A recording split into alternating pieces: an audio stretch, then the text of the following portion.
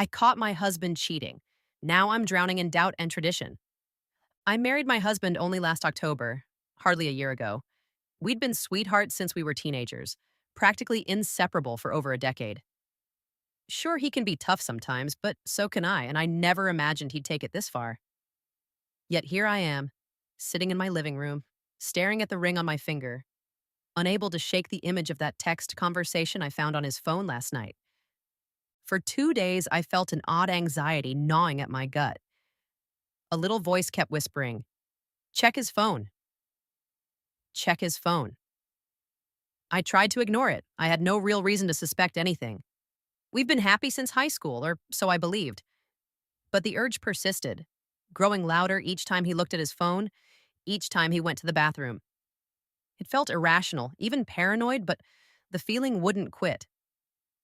Last night, after having a couple of drinks, I finally caved.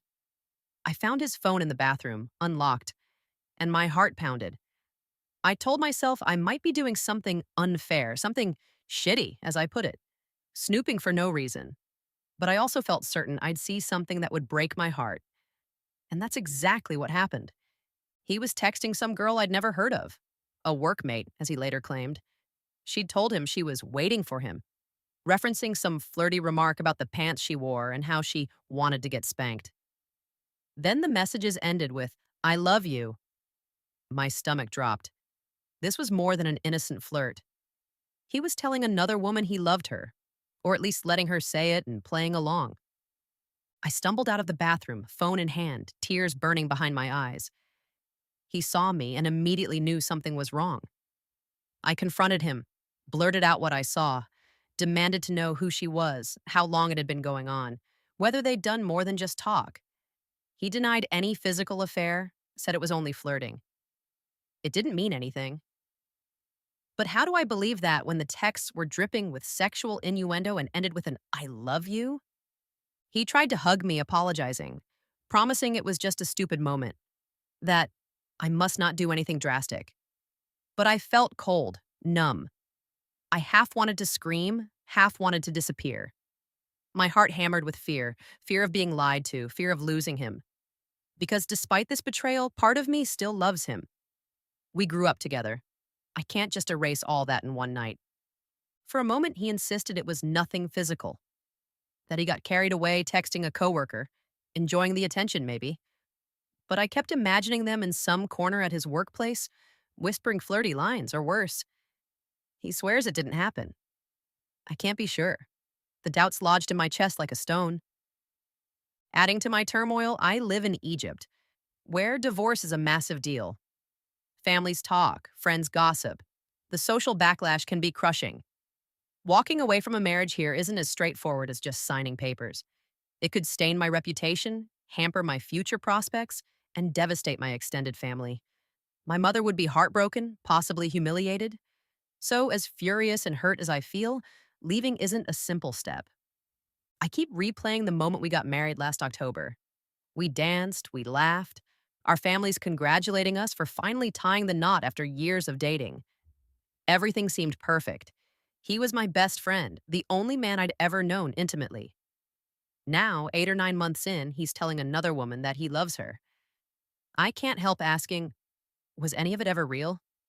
I haven't told my parents or siblings yet. Part of me knows they'd say, confront him, fix it, or endure it. Another part knows if I told them the raw truth, they might push me to end it, though that would start a whole new wave of drama. I'm worried about being judged or pitied. I can't handle either right now. A wild thought crossed my mind. Should I message this girl directly? Demand answers about who she is, how far it's gone, whether she knew he was married? But I hesitate, worried it'll make me look unhinged or spark an even bigger fight. She might not care, or she might rub it in my face, or she might reveal something worse, like they've been hooking up for months. That might break me for good. I sit on our couch, eyes dry from crying too much last night, feeling numb. My phone sits next to me, occasionally buzzing with messages from him. He's at work, presumably, or maybe with her, telling me he wants to talk it out, that he's sorry. I keep ignoring him because every time I think of his face, my stomach twists. I see him texting, I love you to someone else. We've known each other since we were kids, forging a bond I thought was unbreakable. Maybe that's what stings most. If he can betray me so casually, can I ever trust him again? He says he regrets it, but is that just regret at being caught? My mind whirls with questions. How long has this been going on? Have I overlooked other signs? Am I enough for him, or will he do it again? No neat resolution looms on the horizon. If I file for divorce, I face a mountain of social and familial consequences. If I stay, how do I ever sleep peacefully? Knowing he's still working alongside her, potentially flirting away behind my back? Neither choice gives me solace. I feel raw and paralyzed. I love him, truly, and we've built a life I cherished. But how do I forgive a betrayal I swore I'd never tolerate? My heart begs me to cling to the hope he's telling the truth, that it was just talk. My head warns me that love shouldn't come with disclaimers like, I only typed I love you, I never acted on it. So here I am, swirling in the storm of heartbreak, love, tradition, and fear. People say the first year of marriage can be hard, but I didn't expect this. Am I naive if I stay? Am I doomed to shame if I leave? I can't see a path that doesn't hurt. Right now, all I can do is breathe, day by day, letting the weight of betrayal sit on my chest, waiting to see if it suffocates me or if I somehow adapt. My phone keeps buzzing, and my mind keeps replaying that conversation. You wanted to get spanked. I love you. That single line changed my entire view of our marriage. No matter what I decide, divorce or attempted forgiveness, I'll carry the scars. I wish I had a tidy morale to wrap this up, but there isn't one. Just a quiet, painful aftermath of a discovery I never wanted to make, leaving me lost in a country where leaving one's husband can feel like a taboo.